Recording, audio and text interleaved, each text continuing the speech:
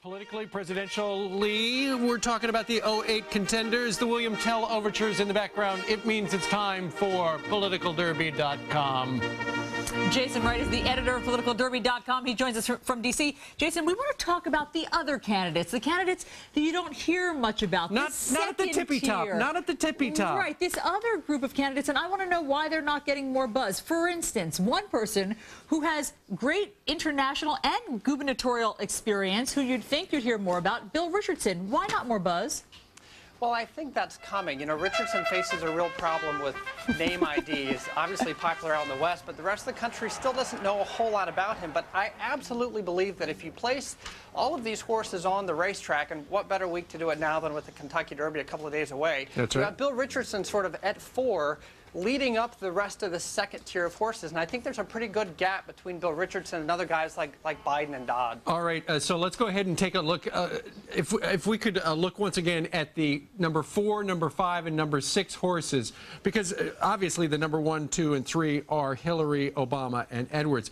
Okay, so you got Richardson at number 4, then you got Chris Dodd right there at number 5, and then at number 6, Joe Biden. And I know you like him because he's so darn funny.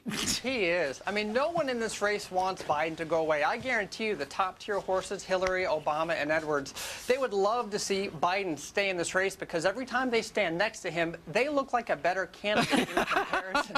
So I hope Biden sticks around. All right, let's talk about the top 3 second-tier GOP choices, okay? So here you see Fred Thompson ahead by a nose. Now, Fred Thompson is actually getting a lot of buzz, and frankly, he's not even in the race yet. So let's go to somebody else who's not in the race, Newt Gingrich. Where does he stand?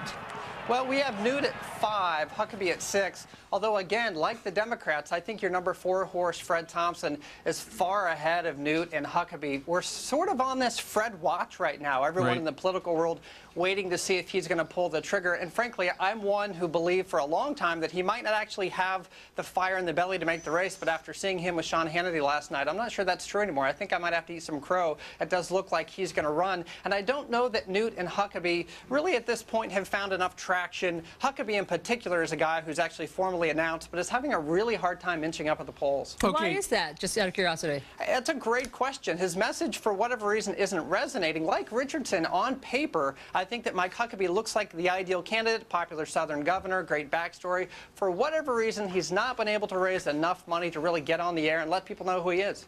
I'll tell you what, he could raise a lot of money if he just raised, what, $100 per pound, because he lost 100 pounds, and he wrote a great book all about that as well. So a lot of people can identify with him. Hey, Jason, it's always a pleasure. Your website is PoliticalDerby.com. Folks, check it out. Thanks, Jason. Thanks, guys. Have a great day. You too. You too.